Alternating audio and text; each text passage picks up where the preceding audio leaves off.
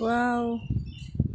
Nakakatuwa naman yung mga ibon, oh. Kulay green sila. Kulay lovebirds yan. Kakulay nila yung damo. Ayan sila.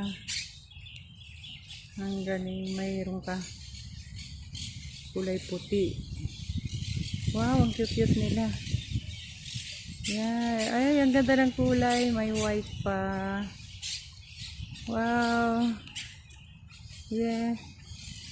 Talagang God's creation talaga. Talaga ma-amaze ka. Glory to God in the highest.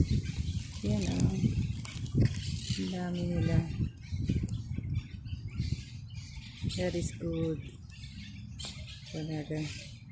Bye guys. Happy morning sa inyong lahat dito sa bansang Israel. Good afternoon sa bansang Pilipinas.